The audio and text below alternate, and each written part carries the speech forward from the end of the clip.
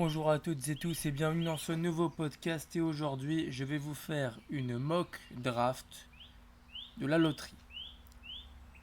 Donc tout d'abord on va parler un petit peu de la loterie et de ce système. Donc dans le système sportif américain, les ligues professionnelles comme la NBA, la NFL ou encore la NHL fonctionnent différemment des ligues européennes avec un système de draft, c'est-à-dire l'un des mécanismes où les plus mauvaises équipes durant la saison accèdent aux plus grands talents jeunes américains ou encore internationaux, issus des circuits amateurs ou des universités ou des circuits européens professionnels. Pourquoi la draft est essentielle? Contrairement au championnat européen où les clubs achètent et vendent librement des joueurs avec des joueurs qui ont des valeurs marchandes, la draft permet de réabattre les cartes avec les équipes les plus faibles qui ont plus de chances de récupérer des plus grands talents.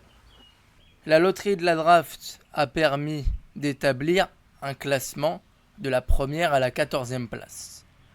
Les 14 équipes non qualifiées en play-off avaient donc un certain nombre de combinaisons à donner avec pour les équipes les plus faibles un plus grand nombre de combinaisons, 140. Chaque combinaison de chiffres est donnée à une équipe et on va tirer au sort une combinaison et l'équipe qui aura eu cette combinaison aura donc le premier choix de la draft et ça fonctionne de la même chose pour le deuxième, etc. Dans cette loterie, on a eu des choses importantes et qui vont changer l'histoire de la NBA. Car on aurait pu penser à Washington ou encore Utah pour avoir le premier choix de la draft. Mais non, c'est Dallas qui obtient le gros lot après l'échange de Luka Doncic. Donc je vais donc dans ce podcast vous faire, selon moi, les 14 premiers choix de la draft avec ce qui peut se passer cette saison et des potentiels échanges en fonction des différentes rumeurs que l'on a.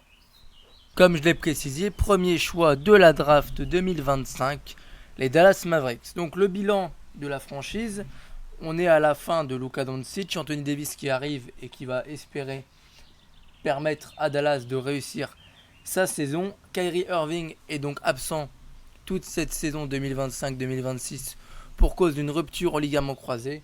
Ce premier choix de la draft arrive à point nommé pour les Mavs. Heureusement qu'il y a un talent générationnel en Cooper Flag. Ce joueur va être drafté par les Mavericks, même si ce n'est pas le poste auquel ils auraient le plus de besoin. Ce serait potentiellement le poste de meneur de jeu où Dylan Harper, je pense, ferait plus sens que Cooper Flag.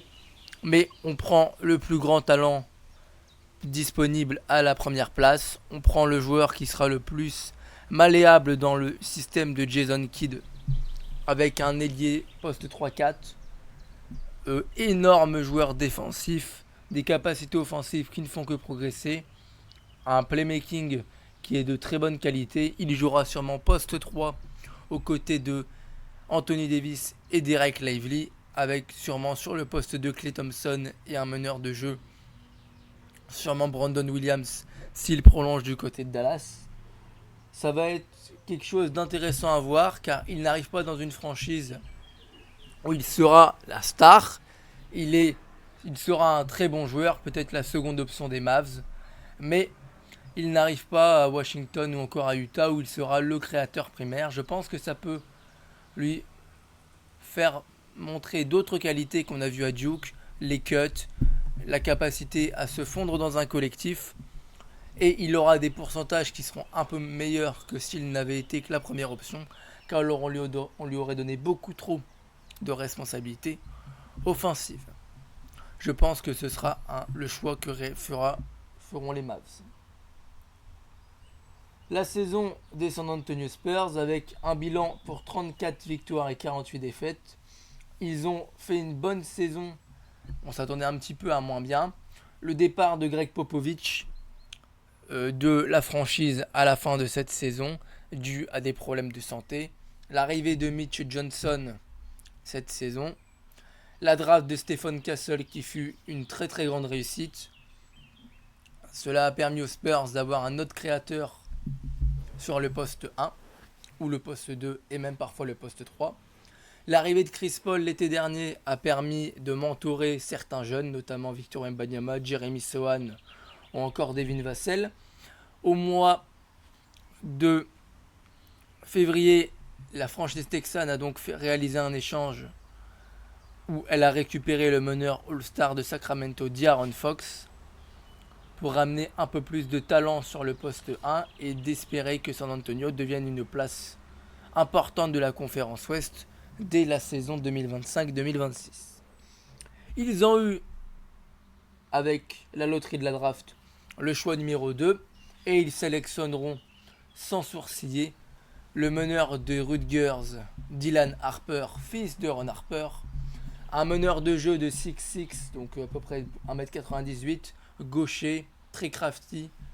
Pour moi, il peut être le meilleur joueur de cette draft à la fin, dans quelques années, car il a vraiment les qualités d'un meneur titulaire, initiateur offensif numéro 1, très très grosse capacité à finir au cercle, quasiment 75% de réussite pour un meneur en NCAA, c'est exceptionnel.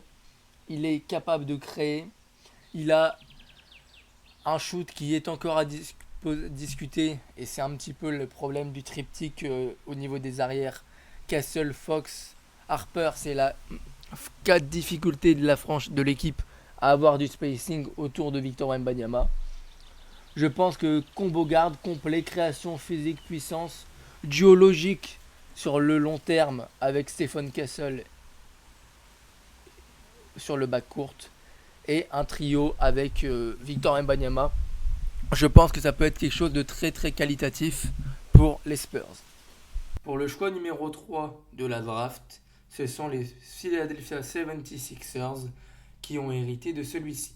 Cependant, premier trade, c'est le Utah Jazz qui va trader son pick numéro 5 du côté de Philadelphie avec Lauri Markkanen, et Utah va donc récupérer le contrat de Paul George ainsi que le pick numéro 3. Je parle d'abord pour le Utah Jazz et je reviendrai au pick numéro 5. Pourquoi sur cet échange? Pour le Jazz, il décide de se séparer de Lauri Markkanen qui a un contrat très très longue durée et qui n'entre pas vraiment dans la timeline de Utah.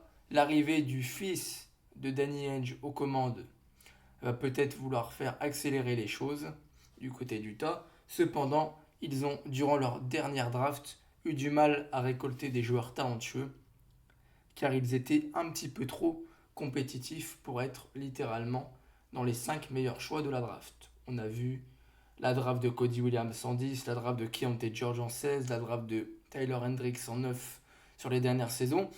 Et donc, ils vont vouloir drafter un joueur qui a du potentiel et qui peut être la future star de leur équipe. Sa cote a peut-être en ce moment tendance à baisser, mais je pense que je sélectionne Ace Bailey. Il va être dans le système de Will Hardy, qui est un système offensif extrêmement bien huilé, avec beaucoup de coupes, de mouvements, etc. Il ne sera pas le seul initiateur avec ballon. La draft de Isaiah Collier la saison passée, avec Keontae George sur un backcourt qui est capable d'être dynamique et d'être assez altruiste. Il va donc pouvoir bien aller dans ce système. Et je pense qu'il leur faut un joueur capable de marquer beaucoup de points, d'être un créateur offensif de très bonne qualité, même si son efficacité peut parfois donner et penser à défaut. C'est un joueur qui ne refuse aucun tir et par moment, dans des situations pareilles, on l'a vu dans des cas de draft sur les années précédentes, un joueur comme Jaylen Brown était assez inefficace, Anthony Edwards était assez inefficace, et ce sont des très grosses stars en NBA. Donc l'efficacité, oui, en NBA, c'est extrêmement important, mais pour un ailier de 19 ans, je pense que Utah fera tranquillement son petit bonhomme de chemin et lui laissera avoir beaucoup de tick et shoot et de voir où est son plafond. Pour le pick numéro 4, ce sont les Charlotte Hornets qui ont ce choix. Une saison encore marquée par les blessures de Lamelo, Brandon Miller, la draft de Tidjane Salin qui a mis beaucoup de temps et qui a toujours du mal car il n'était, je pense, pas prêt pour la NBA. Mais on retrouve une très bonne surprise francophone et française dans cette saison des Charlotte Hornets. C'est la révélation Moussa Diabaté. Après être passé par les Clippers durant les 2 premières saisons de sa carrière, on avait entendu beaucoup de choses positives à son sujet du côté des Clippers et ça s'est avéré de très bonne qualité. D'abord avec un two-way contract où il a joué quasiment 50 matchs sous Charles Lee, puis ensuite un contrat qui s'est vu garanti. Bon, dans cette franchise des Charlotte Hornets, on remarque qu'il y a beaucoup de joueurs qui sont blessés. Mark Williams, Brandon Miller, LaMelo Ball, ces 3 joueurs sont les pierres angulaires de ce projet et il va falloir qu'un jour celle-ci ne le soit plus. Ils ont un effectif de qualité et il va falloir qu'ils ajoutent un joueur qui comble certains besoins, notamment le spacing. Et pour cela, je décide de drafter le pivot de Duke, Kalman Malouach. La raison est la suivante. Je pense que Mark Williams ne restera pas du côté des Hornets. Et pour cela, j'utilise sa valeur pour aller chercher un arrière shooter dans une autre équipe. Je n'ai pas forcément de nom. Mais je me dis que Mark Williams a une valeur, que celle-ci peut permettre aux Hornets de récupérer un jeune shooter ou un joueur plus âgé pour le mettre dans le backcourt avec LaMelo Ball et Brandon Miller. Je trouve qu'il est plus simple de trouver un shooter en NBA de bonne qualité que de trouver un pivot aussi bon défensivement que Kalman Malouach. Il est capable, a priori, de pouvoir stretch. C'est en partie ce qu'il veut faire pour être sûr de jouer en NBA, c'est de pouvoir tirer à 3 points. Sinon, le pivot soudanais réalise une très très belle saison aux côtés de Cooper Flagg avec un ancrage défensif de très très haute qualité, une protection de cercle très très bonne. Cependant, on se souvient tous de son dernier match lors du Final Four de la NCAA avec un match avec absolument aucun rebond pris. Ça va donc être l'une des choses qu'il va falloir progresser pour le pivot sud-soudanais. C'est d'être bon au rebond et d'avoir un régime de tir autre que du catch and finish, c'est-à-dire du tir près du panier. Si possible, développer un petit tir à 3 points et un tir à mi-distance. On constate quand même que la mécanique du joueur est plutôt propre. Maintenant, on en vient aux 76ers qui ont donc, ils viennent de trader dans mon scénario Paul George pour Lauri Markkanen et le pick numéro 5. Donc le bilan de cette saison, c'est Embiid, Maxey et Paul George blessés, une saison blanche. Des manœuvres financières, notamment le trade de Caleb Martin contre Quentin Grimes pour imiter la luxury tax. Ils vont donc devoir chercher un joueur qui correspond au projet. La blessure également de Jared McCain, ne l'ai pas cité. Je propose donc aux Philadelphia 76ers de drafter le joueur de Duke, Con Knuppel, pour une raison très simple.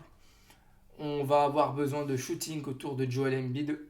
Le poste 3, il est occupé par personne et j'en déduis que le poste 5 sera Joel Embiid, le poste 4 sera donc Lauri Markkanen, le poste 2 sera Jared McCain et le poste 1 sera donc Monsieur Tyrese Maxey. Je pense qu'il va falloir avoir ce shooter poste 3 capable de poser le ballon au sol, qui est un joueur un petit peu sous-coté.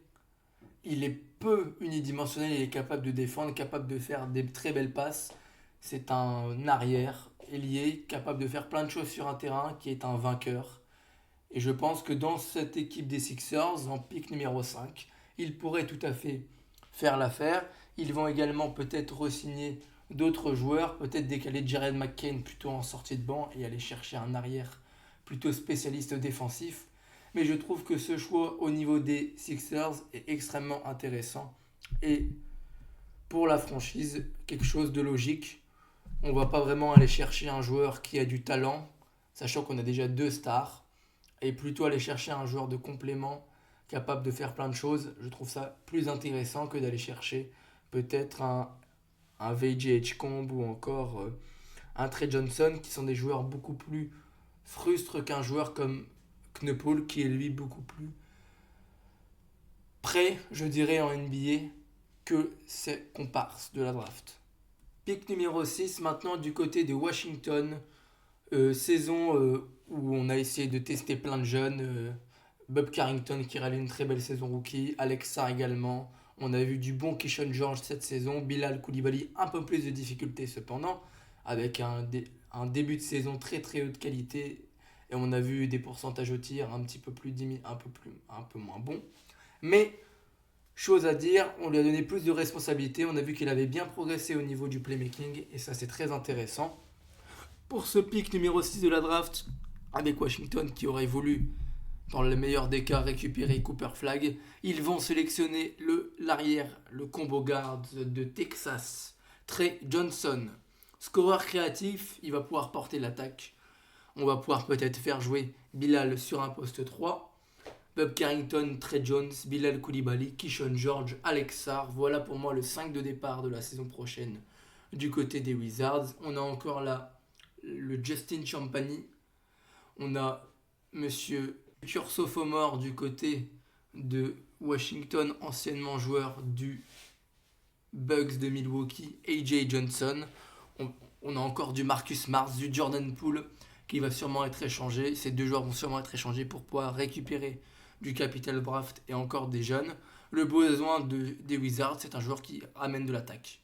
Ils ont une défense qui sera, je pense, solide avec Bilal, Kishon George et Alex Sarr défensivement. On a un front de courte ultra bon défensivement. Maintenant, il va falloir avoir du talent offensif, car le problème de Washington, c'est qu'il leur manque beaucoup de choses. Je pense qu'un Trey Johnson va pouvoir leur amener 18-20 points par match tous les soirs.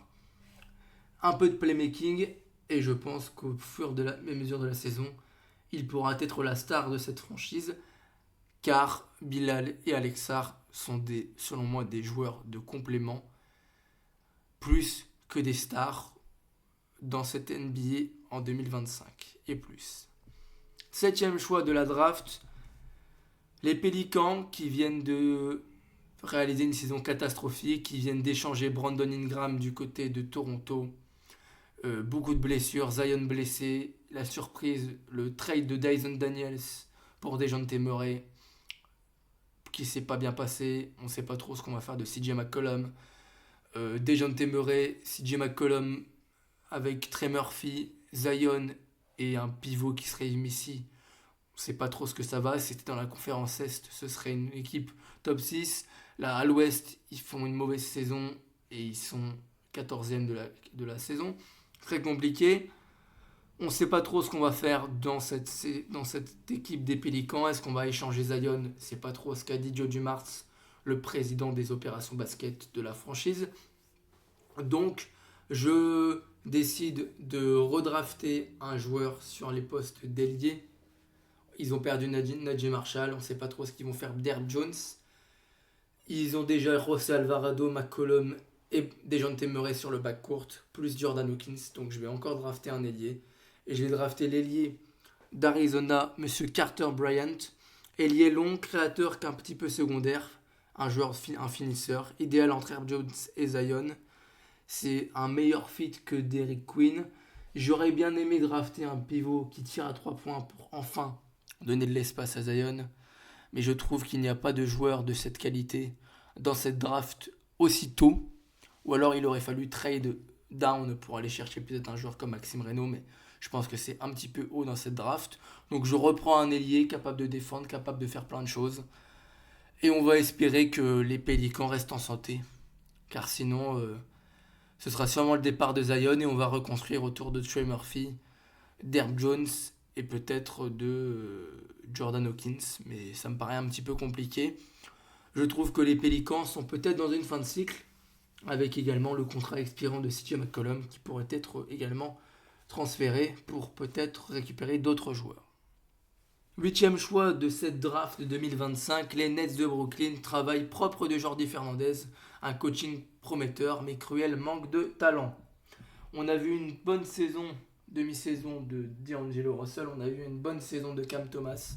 Cam Johnson a augmenté sa valeur sur le marché des transferts, il va falloir amener du talent du côté des Nets.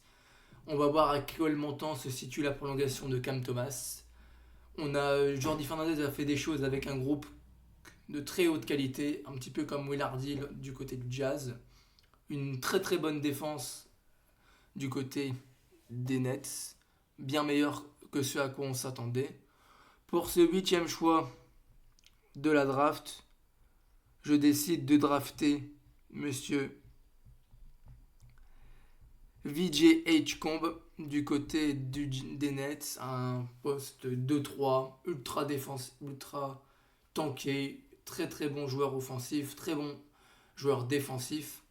Il va amener tout de suite quelque chose aux côtés de Cam Thomas avec un playmaking qui peut bien progresser. C'est un petit peu bas dans ma draft, je suis d'accord avec vous, mais je pense que certaines équipes vont plutôt drafter au fit qu'au talent. VJ Edgecombe pourrait être le joueur drafté par les Sixers à la place de Con Knupples, j'ai hésité entre les deux. Et les Hornets pourraient également le drafter pour avoir plus de talent offensif, mais je pense que Mark Williams ayant une valeur, ils vont plutôt se tourner vers Malwatch. Mais donc du côté des Nets, on va amener du talent, de la création, un joueur capable de défendre tout de suite et donc de permettre à cette équipe des Nets de toujours être une bonne défense. Cette année, en 2025-2026, il y aura sûrement un trade pour un trade de Cam Johnson, peut-être pour un pick dans la loterie, c'est ce qui était un petit peu ressorti des dernières informations. Voilà à peu près ce que je peux dire pour les Nets. Maintenant, le pick numéro 9, et là voici le plus gros transfert. C'est le trade de Giannis Antetokounmpo du côté des Raptors, avec l'arrivée donc de Scottie Barnes, Jakob Poeltl, Grady Dick et le pick numéro 9. Et je laisse donc du côté des... Maintenant pour le pick numéro 9, c'est l'échange de Giannis Antetokounmpo vers les Toronto Raptors. J'envoie donc Scottie Barnes, Jakob Poeltl et Grady Dick ainsi que le pick numéro 9. Et je réalise aussi également un échange.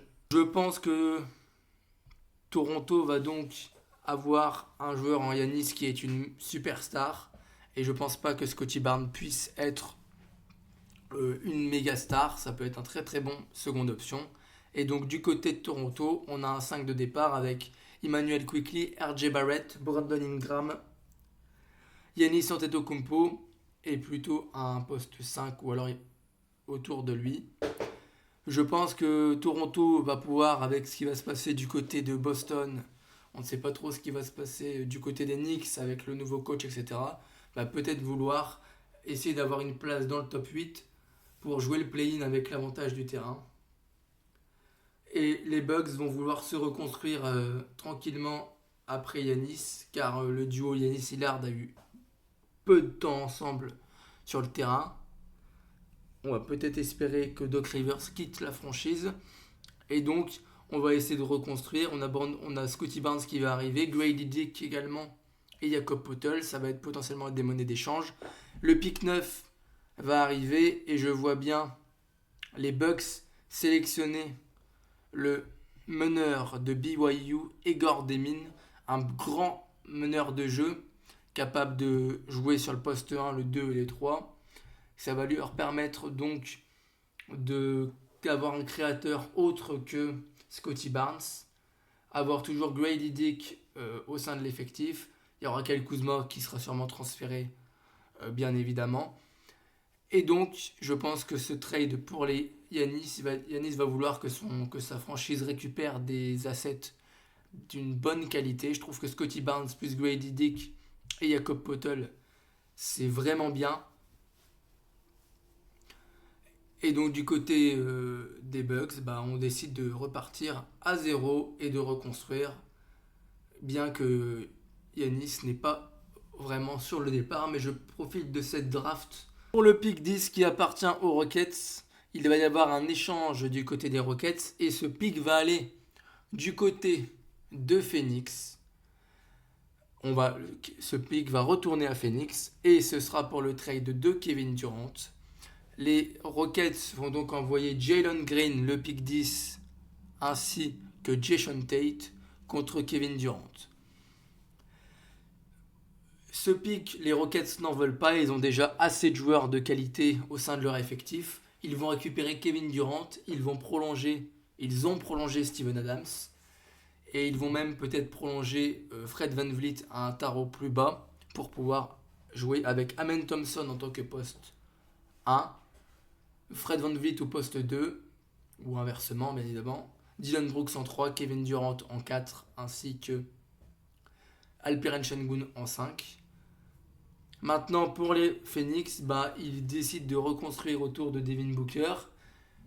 J'ai décidé de prendre comme profil et comme joueur le meneur de jeu de Oklahoma, Jeremiah Fierce, qui est un gars intense, rapide, une pression constante sur la défense. Et il va pouvoir être sur le backcourt avec Devin Booker. On donne la suite au poste 3 à Ryan Dunn. On donne le poste 5 à Nick Richards ou alors à Oso Ighodaro. Et on décide de reconstruire autour de Devin Booker. Si lui n'est pas content, on envisagera de l'échanger à l'été prochain. Pick numéro 11 du côté de Portland. Une belle progression collective, une défense qui a bien progressé avec le coach qui a été prolongé, il me semble, Chauncey Billups. Une très très belle saison de Deni Avdija, l'ailier israélien. Un très très beau trio défensif avec Toumani Camara et Donovan Clingan. Il va donc falloir penser à échanger DeAndre Ayton et Robert Williams III. Pour ce pick numéro 11, on a vu Anthony Simmons, plein de rumeurs qu'il envoyait du côté d'Orlando. C'est finalement Desmond Bane qui est arrivé. Je pense qu'il va falloir rajouter du playmaking avec le meneur lituanien d'Illinois, ancien meneur de jeu du FC Barcelone, Kasparas Jakusionis. Je ne sais pas trop ce que va donner Scoot Anderson. Il va avoir sûrement une place de titulaire aux côtés de Sheldon Sharp. Je pense qu'on peut donner la seconde unité à Kasparas Jakusionis avec des minutes en même temps qu'Anthony Simmons pour amener du playmaking, du shooting. Il est très bon passeur, il perd beaucoup de ballons parce qu'il prend beaucoup de risques. Et franchement, je suis très fan de ce choix car il va amener du playmaking sur le backcourt. Si Scoot Anderson continue de performer et de progresser comme il a fait entre sa saison 1 et sa saison 2, il aura un poste de titulaire. Sinon, pourquoi pas le tenter en tant que titulaire autour de Sheldon Sharp pour avoir une équipe très très grande avec quasiment que des joueurs autour des 2 mètres. Maintenant, le pick numéro 12, c'est nos amis des amis de l'Illinois avec les Chicago Bulls. Le départ de DeMar DeRozan l'été dernier du côté de Sacramento, le départ également de Zach LaVine du côté de Sacramento, Nikola Vucevic est sur le départ et on retrouve un trio moteur, Matas Boutzelis, Josh Giddey et Kobe White. On ne sait pas trop ce que la franchise va devenir, que vont-ils faire de Patrick Williams, que vont-ils faire d'Ayo Dosunmu, on ne sait rien, et quand on ne sait rien, on prend le joueur qui a le plus gros potentiel, et je décide de prendre l'ailier du Ratio Farm Ulm en Allemagne, monsieur le français, et le premier français drafté dans cette draft 2025, monsieur Noah Essenge. Alors Noah Essenge, c'est un poste 3, 4, capable même qui a beaucoup joué poste 5 du côté de la Bundesliga et de Ulm. Joueur ultra fort défensivement, son ticket d'entrée en NBA, c'est la polyvalence défensive. Il est un joueur qui excelle en transition, qui est très bon défensivement. Son tir est un petit peu un souci, mais on l'a vu durant les playoffs, on le voit toujours dans les playoffs en Bundesliga. Sa très bonne saison, il est très très fort pour provoquer des fautes et avoir un ailier, un poste 4, il est très très bon sur drive, etc. Je pense que ça peut être très intéressant pour Chicago. Ça ferait un duo sur les ailes avec Boutzelis, qui est lui plus un joueur un peu plus loin du cercle, un peu plus shooter, etc. Qui avait même réalisé une très très belle saison du côté de la G-League Ignite et même avant la G-League Ignite, au niveau du shooting. Donc je pense que ça peut être un très bon choix du côté de Chicago. Et un petit français à Chicago, on dira pas non. Du côté des Hawks, on ne sait pas trop ce qu'on va faire. Que va faire Trae Young? Je pense qu'il va encore rester une saison et si ça va pas, il demandera son transfert. On a trouvé une équipe autour de Trae Young avec des joueurs ultra bons défensivement, Jalen Johnson, Zachary Kezache, Dyson Daniels, Onyeka Okongwu. Et avec ce pick numéro 13, on va peut-être espérer que Kobe Hofkin décide de se réveiller, le pick numéro 15 de la draft 2023. Et donc je décide de ne pas prendre un joueur sur le poste d'arrière, mais plutôt sur le poste d'ailier avec Rashir Flemings, l'ailier de Saint-Joseph, qui est lui un joueur qui a extrêmement choqué au niveau du draft combine, avec notamment une taille de 6,03 m pour plus de 2,25 m d'envergure. Ça permet, et avec un pourcentage à 3 points, quasiment à 40% sur la saison. Ça va donc être encore un ailier capable de défendre, capable de tirer à 3 points, pour être sur la sortie de banc, pour remplacer en fait le profil qui était DeAndre Hunter. Je pense que Trae Young va être d'accord avec ce choix-là. On décide de reconstruire. Si ça va pas, il va donc falloir tout transférer. Et l'effectif est fait pour Trae Young. Donc si jamais il décide d'y avoir un rebuild, Trae Young partira. Et je pense que beaucoup d'autres joueurs de la franchise partiront. On va espérer voir la progression à 3 points de Onyeka Okongwu, qui avait réalisé de très bonnes choses sur cette fin de saison depuis le départ de Clint Capela. Ça sera un petit peu un profil de glue guy, et ce sera potentiellement une asset à transférer si jamais il ne tient pas l'affaire durant les 2-3 prochaines saisons. Enfin, dernier choix de la draft en 14, c'est donc les Spurs. Ils ont eu donc Dylan Harper, et là je décide de prendre en pick 14 l'ailier de South California, Colin Murray-Boyles, qui est un forward très défensif, puissant, switchable, parfait complément de Wemby, Fox, Castle et Harper. Il sera remplaçant, il jouera un petit peu le rôle de Jeremy Sohan sur le banc. Il est vu par beaucoup de scouts comme un très très bon joueur défensif, l'un des meilleurs défenseurs de cette draft. Et je pense que dans cette équipe des Spurs, je aime bien Justin Champagny, mais je pense que le poste 3 est donné à Keldon Johnson. Et il faudrait avoir plutôt un poste 4 capable de faire plein de choses. Donc je le donne, ce pick, à Colin Murray-Boyles. Ensuite, on va passer aux Français, parce que je vais quand même vous donner mes volontés de choix du côté des Français. Je pique le meneur de Saint-Quentin, Nolan Traoré, je l'envoie à Miami en choix numéro 20. Je pense qu'il y aura Damien Lillard, il y aura Tyler Hero devant lui. Je pense que dans ce rôle de 3 porteurs de balles sur le banc de touche, il aurait un apport important. Et il pourrait apprendre plein de choses de la part de Damien Lillard et de Tyler Hero sous Eric Spoelstra. En pick 23, je donne donc Maxime Reynaud du côté, pas d'Indiana comme c'était prévu, mais du côté de New Orleans.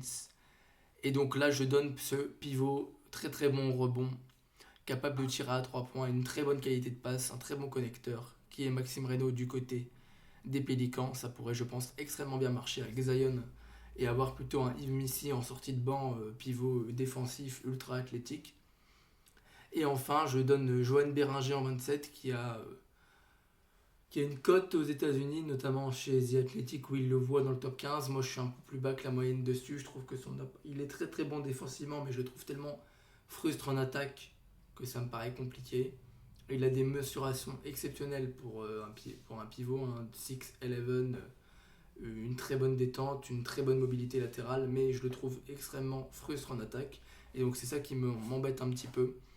Je l'envoie du côté de Brooklyn, qui testera le joueur.